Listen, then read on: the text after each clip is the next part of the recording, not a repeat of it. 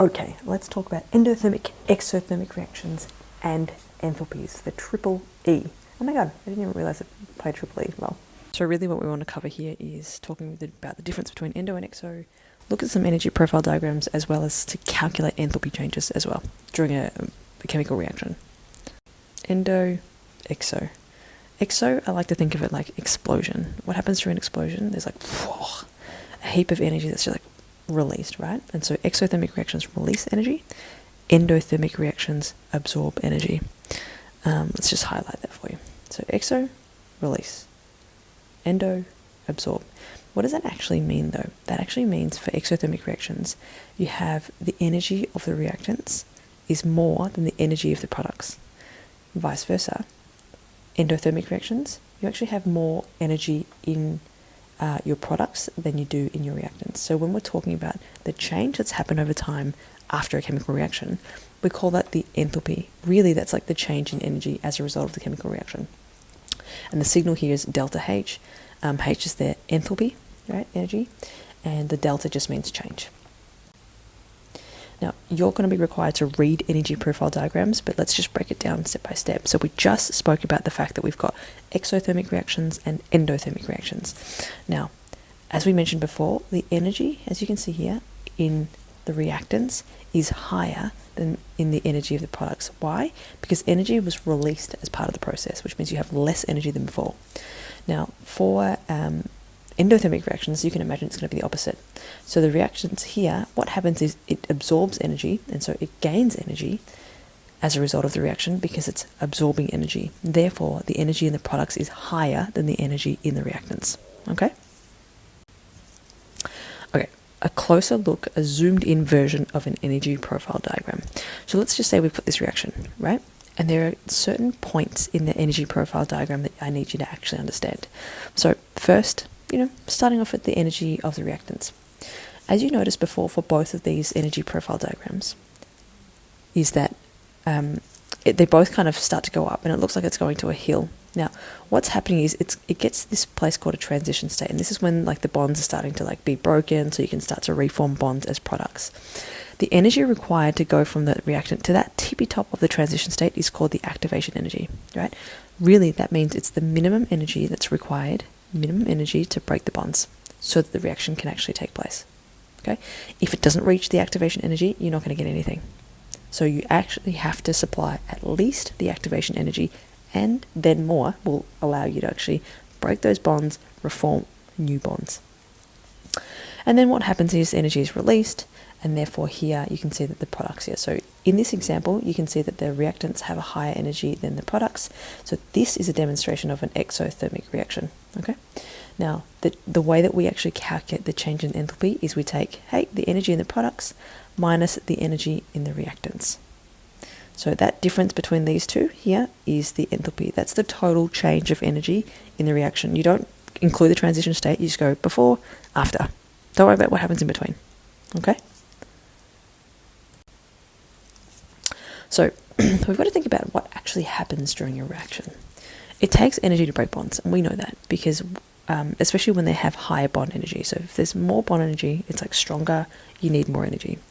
And generally speaking, the energy required, we express it in kilojoules per mole. Okay?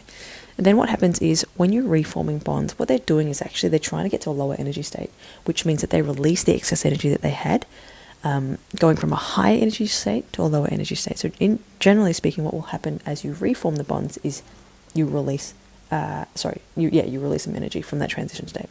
Okay, so it's generally supposed to be more stable. Now, what is a bond energy? Now, bond energy is like the energy that's required to break 1 mole worth of bond. Okay, and we actually, as you saw before, it's kilojoules per mole. So we're not looking at singular bonds. We've actually quantified it as if I had a mole of these bonds, how much energy would it take? So say you've got like a CH4, so a methane molecule, which means you have to break 4 C to H bonds because it looks like this, right? Oops, that's meant to be a H. Lel. Okay, so that's another H there. So really there's 4 of these bonds. Now, it takes a lot of energy to break the first carbon to hydrogen bond, but the subsequent ones actually require less energy because it's easier. But you notice that the bond energy values that we have is a singular value. So what that means is it's actually an average, not every single one. Because imagine how hard it would be to do that. And when we spoke about bond stability before, what we mean by that is, well, that depends on how strong the bonds. The stronger, they're more stable. The bond length as well, because bond length actually impacts the strength of the bond. Why? Firstly, the bond length is the measurement between like the middle of, I guess, the radius of one atom and the radius of the other. So that distance there. So the longer that is, the weaker it is, right? It's just harder to hold them together as atoms from the protons and the electrons, and to hold the atoms together. So a larger radii, so if you've got two atoms that are really big, for example, like, oh, sorry, they're not meant to overlap, but you know what I mean. So if you've got it like that versus two atoms that are a bit smaller, so say here, you can see there's a very big difference in the two. Now, the longer it is, it's harder to, sort of hold together, so it's weaker. So it's not as stable and as strong as a shorter bond, okay?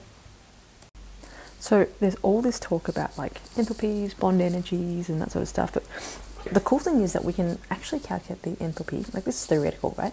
Using the bond enthalpy. So really we're talking about, well, how much energy is required to break the bonds of the reactants in the first place, and then how much energy is then released when you're actually forming the bonds between products. The great thing about this is that your VCAR data book has all of the values for the bonds that you really need to be able to deal with, right? Anything outside of that, they'll probably tell it to you in the question, or you won't need it. This is new for this syllabus, right? And they've only just really started to assess this, so it'll be interesting to see what the questions look like even more so. So depending on the bonds that you need to break, as you can see here, all of the energy is here. So for example, to break a bond between carbon and carbon, so just like 1 mole worth of that bond, that will take 346 kilojoules for 1 mole of that bond, right? As you can see, the bond enthalpies for a double bond is more than that. A triple bond, again, is even more than that, okay? So just use this. You don't have to memorize any of these, but just know that they exist in your data book. Okay, let's do an example. Let's just say you've got this reaction. I'm going to give you the bond enthalpy for carbon monoxide, because carbon monoxide actually looks like this, and it's not normally sort of on your list. I didn't see it, that's why I gave it to you. We have to figure out what the theoretical enthalpy for this reaction is. So the first thing you want to do is you want to figure out the energy that's required to break the bonds from the reactants. So you've got a triple bond here, so the carbon monoxide, and then you think about water. Water actually exists like this, which means you're breaking 2 bonds between the H's and the O's. What does that look like? Go to your data book, and for each of those bonds it requires 436 kilojoules per mole, so there's 2 of those. If you total that up, that's how much energy that's required to break the bonds in the reactants as you see it. And so what's the energy then released when you're reforming the bonds? So again, look at your data book, the bonds that required to be broken. So sometimes it's easier for you to actually draw it to see what bonds are present. But if you can see it like without doing it, then amazing. Sometimes it's just confusing, that's all. So that's why you have here 2 carbon to oxygen double bonds, and only 1, believe it or not, because this looks like this, okay?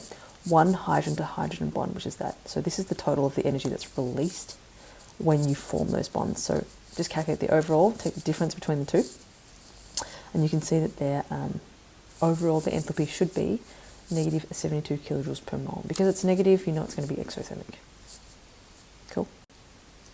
So as I mentioned, I dropped a few hints at the very start talking about enthalpies and their limitations. Remember, the bond energies are averages only. And so it's not very good at saying like specifically and accurately, the first bond is this, the second bond is that, the third bond is that. So it's not 100% accurate because it is an average. The values that you have in your data book is actually for a gaseous phase. Now, for solids and liquids, it's different.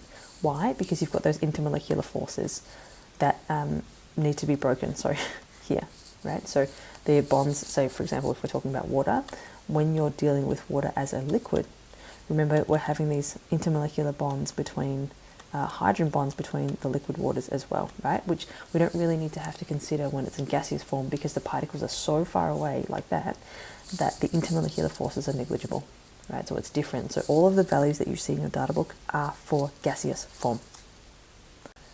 All right, summarize. Exothermic, energy released. Enthalpy, less than 0, right? Because the reactants have higher energy than the products, okay? This is the delta, yeah? So it's products minus reactants, yeah? Flipped it for endothermic. So for endothermic, the reactants are down here. The products are up here. And you can see here it's a positive change for delta H. Oh my god, what is going on today? Cool.